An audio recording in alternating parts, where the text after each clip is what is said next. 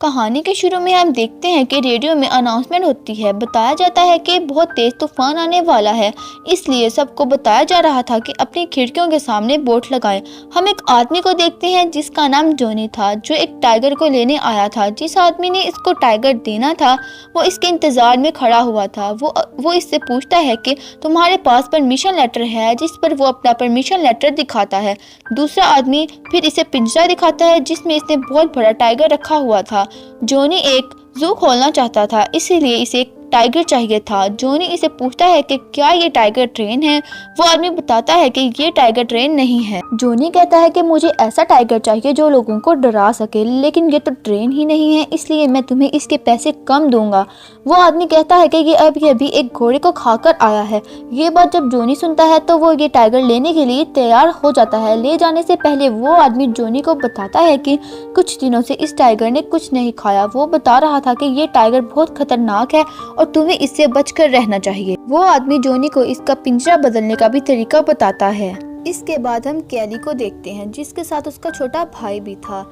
Johnny इनका step father था, मगर ये दोनों इसके साथ ही रहा करते थे। कैली अकेले ही अपने भाई का ख्याल रखा करती थी, मगर इसको कॉलेज जाना था, इसलिए वो अपने भाई को केयर सेंटर छोड़ने आई थी। वो अपने भाई को गुड बाय बोलती है तो उसका भाई रोने लग पड़ता है। जैसे ही इसकी मैम उसको चुप करवाती है तो एक और लेडी आती है और बताती है कि हम कैली के अकाउंट से पैसे नहीं ले सकते, अकाउंट में कोई मसला है। यहाँ कैली को पता चलता है कि इसके अकाउंट में जितने भी पैसे थे वो सब जॉनी ने निकलवा लिए हैं। अब इसके अकाउंट में कोई भी पैसे नहीं थे। जॉनी टाइगर को लेकर घर आ गया था। जॉनी के साथ और भी वर्कर थे जो जॉनी का इंतजार कर रहे थे, और सब वर्कर जॉनी को देखकर काम पर लग जाते हैं। टाइगर बहुत खतरनाक था। वो वहाँ पर वर्कर की एक उंगली को काट लेता है। जॉनी इसको यहाँ से जाने का कहता है, जाओ जाकर डॉक्टर को चेक करवाओ, और इसको पैसे भी देता है। बाकी वर्कर जो घर की सारी खिड़कियों और दरवाजों को सील कर रहे थे, यहाँ पर कैली और उसका भाई भी आ गए थे। कैली जॉनी से पूछती है कि तुमने मेरे अकाउंट से सारे पैसे क्यों निकलवाए। वो कहता है कि तुम्हारी माँ के मरने के बाद सारे पैसे मेरे हो गए थे। दरअसल कैली की मां ने मरने से पहले कोई वसीयत नहीं छोड़ी थी, इसलिए सारे पैसे जॉनी के अकाउंट में ट्रांसफ़र हो गए थे। कैली जॉनी से कहती है कि मुझे मेरे भाई के इलाज के लिए थोड़े पैसे चाहिए। जॉनी कहता है कि मेरे पास जो पैसे थे मैं इन पैसों से टाइगर खरीद लिया है, अब मेरे पास कोई पैसे नहीं हैं। कैली भी अच्छे से जानती थी कि अगर इसके पास पैसे होते भी तो ये कभी ना देता, इसलिए ये अपने भाई को इस आदमी के पास नहीं छोड़ना चाहती थी। ये अपने प्रोफेसर को कॉल करती है और कहती है कि क्या मैं अभी भी अपने सेमेस्टर को कैंसिल करवा सकती हूँ, जिस पर वो कहता है कि तुम हर बार ऐसे करती हो कैली, अगर तुमने इस बार ऐसा किया तो मैं तुम्हारा स्कॉलरशिप कैंसिल करवा दूंगा। वो कहती है कि आप ऐसा नहीं करेंगे, मैं अपने सेमेस्टर को और आगे नहीं करवाऊंगी। इसके बाद कैरी अपने छोटे भाई को सोने भेज देती है और खुद भी गहरी नींद में जाकर सो जाती है। वो रात को ख्वाब में देखती है कि वो अपने भाई को मार रही है। वो डर कर उठ जाती है। बाहर बहुत तेज तूफानी बारिश हो रही थी और बहुत तेज तूफान आया हुआ था। बाहर एक आदमी को दिखाया जाता है जिसका चेहरा नजर नहीं आ रहा था। बाहर कोई था जिसने टाइगर को घर के अंदर छोड़ दिया था।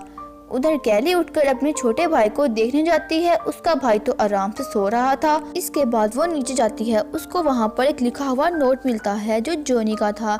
इस पर लिखा हुआ था कि वो स्टोर जा रहा है। कैली फ्रिज से पानी पीने जाती है। जब वो पानी पीकर वापस जाने लगती है तो सीढ़ियों पर खड़ी टाइगर को देखती है। ये उसे देखकर बहुत ज़्यादा डर जाती है।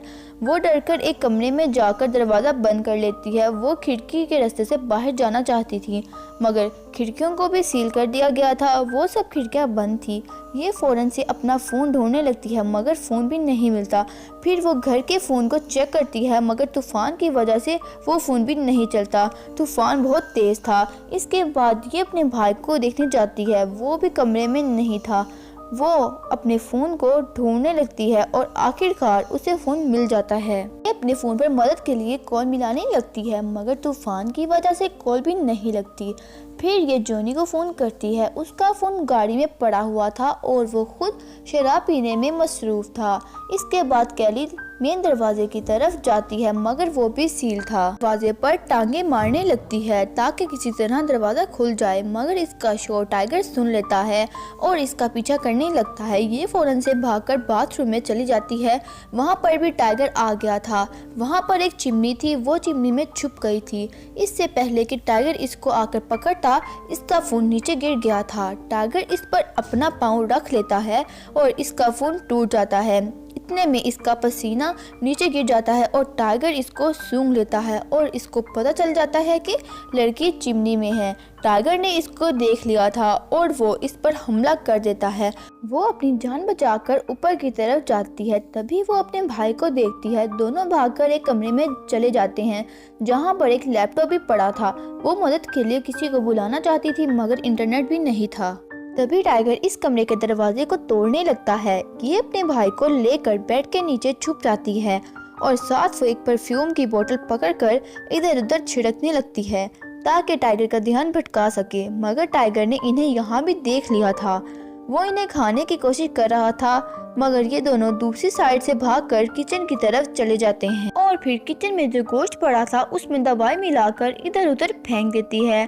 फिर ये दोनों किसी और कमरे में जाते हैं मगर टाइगर इन्हें यहाँ भी देख लेता है और वो एक लकड़ी की अलमारी में जाकर छुप जाते हैं। मगर तो टाइगर इन्हें यहाँ भी देख चुका था, इसलिए वो लकड़ी की अलमारी को तोड़ने लगता है। कैली इसके आने से पहले पीछे की दीवार में सुराख करने लगती है और इसमें कामयाब भी हो जाती है और फिर वो दूसरी तरफ चली जाती है और वो एक और कमरे में चली गई थी।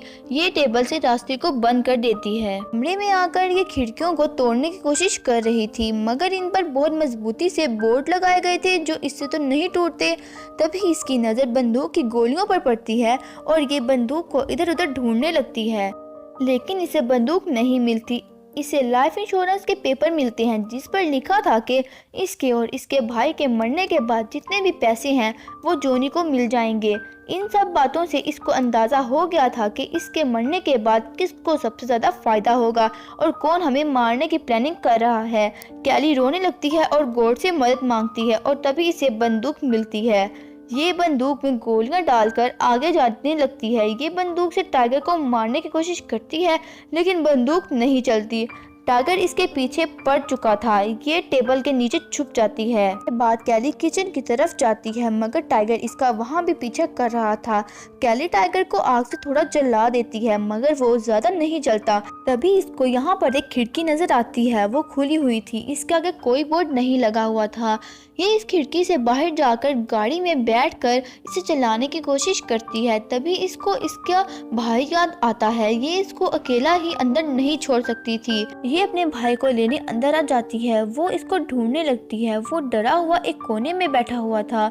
ये अपने भाई के पास जाती है और कहती है कि मैं तुम्हें कभी अकेला नहीं छोड़ूंगी और हर मुश्किल में तुम्हारा साथ दूंगी। कैली एक डंडे पर कपड़ा बांधकर आग लगा देती है और आगे जाने लगती है। वहाँ इसको टाइगर नजर आता है और वो इस पर गोली चला देती है ताकि वो मर जाए, पर वो तो मरता ही नहीं है और साथ ही इसने जो डंडे पर आग लगाई हुई थी इससे ये टाइगर को दूर कर रही थी और किचन में जाने लगती है। इसके साथ इसका भाई भी था। ये दोनों जाकर फ्रीजर में छुप जाते हैं। टाइगर इसको खोल नहीं पा रहा था। ये दोनों वहाँ सेफ थे। कैली उधर अपने भाई को सुला देती है और खुद भी सुकून का सांस लेती है और सो जाती है और थोड़ी देर बाद वो महसूस करती है कि बाहर कोई है। वो कोई और नहीं बल्कि जोनी था जो अब बंदूक लेकर घर के अंदर आ रहा था। इसने दरवाजा भी खोल दिया था। कैली और इसका भाई दरवाजे के पास आ गए थे। कैली को जोनी पर शक हो रहा था। वो इसको बताता है कि तुम्हारी माँ भी मुझे छोड़ने वाली थी, इससे पहले वो मुझे छोड़ती मैंने उसको खुद ही मार दिया। की बातों से कैली जान जाती है कि यही वो इंसान है जिसने टाइगर को हमें मारने के लिए भेजा है। वो इसे कहती है कि हमें यहाँ से जाने दो। जब ये बातें वो जोनी को कह रही थी और वो इन्हें मारने वाला था, तभी टाइगर जोनी पर हमला कर देता है और जिंदा ही खाने लगता है। जब टाइगर इसे खाने में मसरूफ था तो कैली आहिस्ता आहिस्ता अपने भाई को लेकर बाहर चली जाती है और ये दोनों घर से बाहर आ चुके थे और वो दोनों सुकून का सांस लेते हैं। और जिस इंसान ने इनके साथ बुरा किया वो खुद ही अपने जाल में फंस गया। कैली अपने भाई को लेती है और वहाँ से चली जाती है। इसीलिए हमें चाहिए कि किसी के साथ भी बुरा ना करें। हमेशा सबके साथ हमें अच्छा रहना चाहिए।